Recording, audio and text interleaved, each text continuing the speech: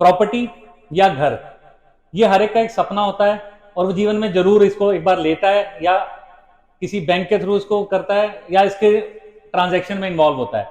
तो आज हम ये जानने के लिए अरुण जी के पास आए हैं कि अगर मैं कोई प्रॉपर्टी ले रहा हूं तो मुझे कौन से डॉक्यूमेंट्स चेक करने हैं या मुझे किन बातों का ध्यान रखना चाहिए एज ए लेमैन। तो नमस्कार अरुण जी, हमारे team money services private limited के फाउंडर डायरेक्टर हैं जो पिछले 24 साल से बैंकिंग और फाइनेंस के सेक्टर से जुड़े हुए हैं और हमारे साथ ही हमारे चैनल पर भी जुड़े हैं, तो जिसके लिए हम बहुत बहुत इनके धन्यवादी हैं कि ये हमारे साथ जुड़े। नमस्कार अरुण जी। अरुण जी, मैं एक प्रॉपर्टी ले रहा हूं और मुझे थोड़ा सा आप बताएं कि मैं एक प्रॉपर्टी लेने से पहले क्या क्या चीजों का चेक करूं और कौन से डॉक्यूमेंट्स चेक करूं। नीरज जी, प्रॉपर्टी अगर हम दिल्ली की बात करते हैं तो दिल्ली में बहुत टाइप की प्रॉपर्टी है। लेकिन प्रॉपर्टी लेने से पहले आपको सबसे पहले ये चीज़ चेक करनी कि जिससे आप प्रॉपर्टी खरीद रहे हो उसकी ओनरशिप किस तरह से है, वो एब्सोल्यूट ओनर है या नहीं है प्रॉपर्टी का। क्योंकि मल्टीपल तरीके से प्रॉपर्टी जिससे आप परचेज कर रहे हो उसके पास आने के मल्टीपल तरीके हैं प्रॉपर्टी की, क्या क्या चीज़ें। एक हम एग्जांपल लेके चलते हैं, जैसे दिल्ली में डीडीए की प्रॉपर्टीज हैं बहुत सारी। तो डीडीए की प्रॉपर्टी में क्या होता है कि जब स्टार्ट होती है तो डीडीए ने अलॉट करी होती है प्रॉपर्टीज, तो उसको जब अलॉट करती है प्रॉपर्टीज तो उसमें DDA allotment letter, position letter, ये सारी, या पहले lease deed, proposal lease deed वगैरह वो करती थी।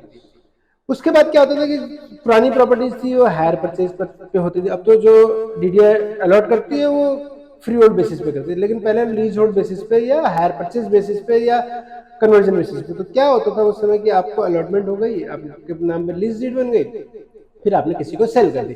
तो सेल करने के बाद उसमें डॉक्यूमेंट, तीन टाइप के डॉक्यूमेंट बड़े इंपॉर्टेंट तैयार होते थे। नंबर एक power of attorney, general power of attorney. दूसरा एग्रीमेंट टू सेल, जो आपके बीच में सेलिंग एग्रीमेंट। तीसरा होती थी विल। तो तीनों पेपर रजिस्टर्ड होते थे और स्टैम्प ड्यूटी उसमें पेड होती थी। वो फिर जब तक वो फ्री होल्ड नहीं होती थी तब तक वो इसी टाइप के डॉक्यूमेंट्स पे आगे सेल होती रहती थी। 2011 नवंबर से पहले के बाद सुप्रीम कोर्ट ने इस चीज पे पावर ऑफ अटॉर्नी को, तो फिर सारी की सारी फ्री होल्ड के बेसिस पे। तो डीडीए की अगर आपकी प्रॉपर्टीज हैं, अगर आप परचेज कर रहे हो, तो आज के डेट में आपको ये देखना है कि वो फ्री होल्ड हो चुकी है या नहीं हो चुकी है, एज पर लोन के हिसाब से भी और एज पर आपके ओनरशिप की। यानी फ्री होल्ड का मतलब है सरकार ने, प्रेसिडेंट ऑफ इंडिया ने आपको उस प्रॉपर्टी के सारे राइट्स दे दिए। ओके। सारे लीगल राइट्स आपको दे दिए, इलीगल राइट्स नहीं। इलीगल मतलब यानी आप गलत तरीके से बना नहीं सकते, एज पर नॉर्म्स बना सकते हो, कर सकते हो। तो उसमें आपको यही देखना है कि फ्री होल्ड हो गई है या नहीं हो गई। फ्री होल्ड होने के बाद भी आप किससे प्रॉपर्टी परचेज करो तो उसके पास ओनरशिप कैसे आई है। कई बार क्या होता है कि हम फ्री होल्ड हो गई है और प्रॉपर्टीज फ्लोर वाइज है। तो क्या होता है कि जब फ्री होल्ड होती थी पहले प्रॉपर्टी, पूरी इंटायर प्रॉपर्टी फ्री होल्ड होती है, लेकिन उससे पहले ना मल्टीपल फ्लोर बिके होते हैं। तो क्या होता है कि जैसे आप फर्स्ट फ्लोर के ओनर हो, अब किसी ने फ्री होल्ड कराई तो ग्राउंड फ्लोर वाले ने फ्री होल्ड इंटायर प्रॉपर्टी करा दी। अब फर्स्ट फ्लोर वाला ने किसी को बेची, पावर ऑफ अटॉर्नी में बेच दी, लेकिन फ्री होल्ड पहले हो चुकी है। फिर 2 साल बाद फिर उसे किसी और को बेच दी। अच्छा। तो एक्चुअल में ओनरशिप ट्रांसफर पर्टिकुलरली एज पर लीगल नहीं हुई है। तो इस टाइप के ट्रांजेक्शन आपको जरूर चेक करनी है। दूसरी चीज क्या होती है कि कई बार प्रॉपर्टीज में किस तरह के वो आते हैं कि एक किसी लेडी या आदमी या किसी के नाम पे थी प्रॉपर्टी, डेथ हो गई, ठीक है। डेथ होने के बाद आपके पास प्रॉपर्टी कैसे आप खरीद रहे हो, तो नॉर्मली लोग क्या कहते हैं कि जी हमारे पास विल है, विल रजिस्टर कराई थी इसके लिए। तो विल आपका टाइटल डॉक्यूमेंट नहीं है, ये कंप्लीट ओनरशिप नहीं है। विल सामने वाले ने अपने वो कर दी, लेकिन आफ्टर डेथ उस विल को चैलेंज करने वाले कई हो सकते हैं। तो उसका जो बेस्ट डॉक्यूमेंट होता है विल प्रोबेट होनी चाहिए। मतलब आपने विल अपने कोर्ट से प्रोबेट होनी चाहिए कि आपके फेवर में उसमें डिक्री हो गई है, कोर्ट ने कह दिया कि हाँ जी यही ऑनर है, इस विल के ऑनर है। तो वो होनी चाहिए जो एक्चुअल में जो डॉक्यूमेंटेशन मानी जाती है एज पर किसी की डेथ के बाद किसी को प्रॉपर्टी। ओके, तो सबसे पहला डॉक्यूमेंट तो चेक यही होता है कि आपको डिक्री चेक करनी चाहिए डेथ के केसेस में। लेकिन कई बार जो इंडिया में सिनेरियो लोग डिक्री नहीं देखते। एक और चीज मैं इसी को बीच में ऐड करता हूँ, डिक्री के बाद भी एक और प्रॉब्लम जो 90% दिल्ली या और जगह की प्रॉपर्टी, लोग डिक्री भी करा लेते हैं प्रॉपर्टी की, लेकिन डिक्री भी के बाद लोग क्या करते हैं उस प्रॉपर्टी को सब रजिस्टर में रजिस्टर नहीं कराते। यानी जो डिक्री हो गई है आपको उस चीज को भी सब रजिस्टर में रजिस्टर कराना है। अगर आपने सब रजिस्ट्रार में रजिस्टर नहीं कराया तो आप लीगली उस चीज के ओनरशिप नहीं है, ट्रांसफर नहीं मेरे पास ओनरशिप और ये 90% से अब केसेस में सभी जगह लोग डिक्री को समझते हैं कि हम एब्सोल्यूट ओनर हो गए, लेकिन अगर आपने डिक्री वो नहीं रजिस्टर्ड नहीं कराई है और उसका लंबा टाइम हो गया तो आपको वो ओनरशिप पूरी की पूरी वो नहीं। अगर मैंने प्रॉपर्टी आज से 10 साल पहले ली और मेरे पास बिल है तो मुझे डिक्री चेक कर लेनी चाहिए, एक बार आपको प्रोवाइड करनी चाहिए, प्रोवाइड करानी चाहिए। अगर फैमिली ओन प्रॉपर्टी आई है आपके पास, किसी की डेथ हुई है आपके पास विल है, ये बहुत इंपॉर्टेंट चीज है कि अगर मेरे पास जो प्रॉपर्टी मैंने परचेज की है उसका सपोर्टिंग डॉक्यूमेंट अगर विल है तो क्या वो प्रोबेट हुई नहीं हुई, ये हमें जरूर चेक कर लेना चाहिए, ताकि कल को जब मैं उसे सेल करूं या मेरे बाद मेरी फैमिली में कोई उसको इनहेरिट करे तो उसको ट्रांसफर करने में उसको प्रॉब्लम ना आए। जी सर।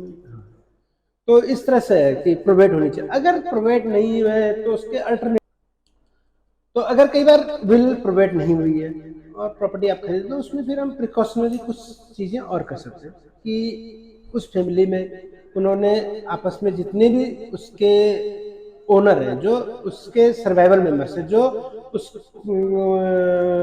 बंदे के या उस इंसान के आगे वारिस है, जिन्होंने विल की थी, नहीं जिन्होंने विल की उनके वारिस कौन है, विल के, हाँ ओके, विल के या वैसे भी वारिस उन कौन? सब वारिसों से क्या किया जाता है कि एक रिलिक्विशमेंट डीड बन जाती है कि 10 बंदे 10 ने एक के नाम पे प्रॉपर्टी कर दी, 10 लोगों ने इसके नाम पे रिलिक्विशमेंट डीड, और रिलिक्विशमेंट डीड के साथ सर्वाइवल मेंबर सर्टिफिकेट जो सब रजिस्ट्रार होता है वहां से बन जाता है, तो उसके बेसिस पे भी ट्रांजेक्शन हो जाती है। प्लस वो न्यूज़पेपर में देते हैं कि भाई इतने दिन का टाइम है, अगर आपका कोई इस चीज का ओनरशिप निकलती तो वो एक अल्टरनेट वे है, लेकिन जो बेस्ट वे है आपको विल को प्रोवाइड करना चाहिए। प्रोवाइड के बाद जो आपकी डिक्री होती है डिक्री को आपको सब रजिस्टर में रजिस्टर कराना चाहिए, तो आपका टाइटल बिल्कुल ओके हो ठीक हो जाता है। इस तरह की बहुत सारी चीजें होती है प्रॉपर्टी की, आपको इस तरह से चेन आपको पूरी वेरीफाई करनी चाहिए कि आपकी ओनरशिप कैसे आ रही है। नॉर्मली मार्केट में जब सेल परचेज होती है तो ये सारी चीजें नहीं होती है, तो आप एक अच्छा कंसल्टेंट या लॉयर की आपको हेल्प जरूर लेनी चाहिए। एक प्रोफेशनल, हमारे यहाँ एक टेंडेंसी हम प्रोफेशनल लोगों को नहीं, थोड़ा सा आपकी पैसा कुछ लगता है लेकिन आप एक प्रोफेशनल हेल्प लेनी आपको बहुत जरूरी होती है, चाहे लॉयर की हो चाहे किसी की भी हो, आपको करने से पहले जरूर लेनी चाहिए, जिससे कि आपको आगे इन फ्यूचर में प्रॉब्लम है। क्योंकि जीवन में हम प्रॉपर्टी मतलब एक बार या दो बार ही लेते हैं, तो कल को अगर ऐसी कोई प्रॉब्लम आए तो मुझे प्रॉपर्टी का ऐसा कोई लीगल एंगल नहीं फंस जाना चाहिए, इसलिए मुझे अच्छा कंसल्टेंट या अच्छा लॉयर, तो आप ये सब सर्विसेज प्रोवाइड हमें सर्विसेज फ्री में देते हैं। अगर आपको कोई प्रॉपर्टी परचेज करो तो हमें आप हमसे लोन लो या ना लो कुछ ना लो, लेकिन हम आपको लीगल एस्पेक्ट सारा चीज फ्री में प्रोवाइड करते हैं। तो team money services private limited जो अरुण जी की कंपनी है, जिसके ये फाउंडर डायरेक्टर हैं, ये सभी सर्विसेज ये फ्री देते हैं। आप नीचे दे डिस्क्रिप्शन में इनसे कांटेक्ट कर सकते हैं। हम इसी कड़ी में आगे इनसे फिर बात करेंगे। हम इसकी एक सीरीज लाना चाहते हैं कि डॉक्यूमेंट्स में क्या क्या चीजों का ध्यान रखा जाए और प्रॉपर्टी लेने के पहले और बाद में भी मुझे किन चीजों का ध्यान रखना है। देखिए कई तरह की वो चीजें होती हैं, इलेक्ट्रिसिटी बिल मेरे नाम ट्रांसफर हुआ नहीं हुआ, वाटर कनेक्शन हुआ नहीं हुआ, कुछ उसके ड्यूज तो नहीं है हाउस टैक्स के, कई बार ये प्रॉब्लम्स हमें लेने के बाद भी पता लगती हैं। तो अरुण जी ऐसी भी प्रॉब्लम्स का सॉल्यूशन होगा, आप उसके बारे में बताएंगे? तो इसके बारे में हम आपसे अगले वीडियो में और जानेंगे। आज हमने जो कवर किया वो किया विल या हम किस टाइप की हमें प्रॉपर्टी की ओनरशिप कैसे देखनी है। इसमें तो और भी एंगल्स होंगे, तो आप बहुत सारे एंगल्स, तो हम अगले वीडियो में आपसे जानेंगे कि हमें और कैसे कैसे एंगल्स को कवर। धीरे आगे वीडियो में छोटे छोटे वीडियोज में आपको छोटी छोटी चीजें इस तरह की वो करेंगे कि क्या क्या कई बार किस किस टाइप के आपके डॉक्यूमेंट में प्रॉब्लम हो सकती है। आज हमने जो डिस्कस किया वो किया विल, नॉर्मली विल, और जो गवर्नमेंट जैसे डीडीए ने प्रॉपर्टीज को फ्री होल्ड कर दिया, तो हमें वो चीजों का ध्यान रखना है। तो आपको ये वीडियो कैसा लगा, इंफॉर्मेटिव लगा? उम्मीद है आपकी इंफॉर्मेशन बड़ी होगी और आप फ्यूचर में कोई प्रॉपर्टी लेने लगे हैं तो आप इन बातों का ध्यान रखेंगे। अगर आप ऐसी कोई प्रॉपर्टी ले रहे हैं जिसमें विल का डॉक्यूमेंट है, तो अरुण जी की इंफॉर्मेशन उम्मीद है आपको फायदा देगी। और आपको हमारा वीडियो कैसा लगा तो इसे लाइक और शेयर जरूर कर दें। अगर और अच्छा लगा तो शेयर करना ना भूलें, और हमारे चैनल पर नए हैं तो इसे सब्सक्राइब कर दें, बेल आइकन दबाना ना भूलें। और अरुण जी बहुत बहुत धन्यवाद। हम ऐसे ही ज्ञानवर्धक वीडियो के लिए आपके पास आते हैं।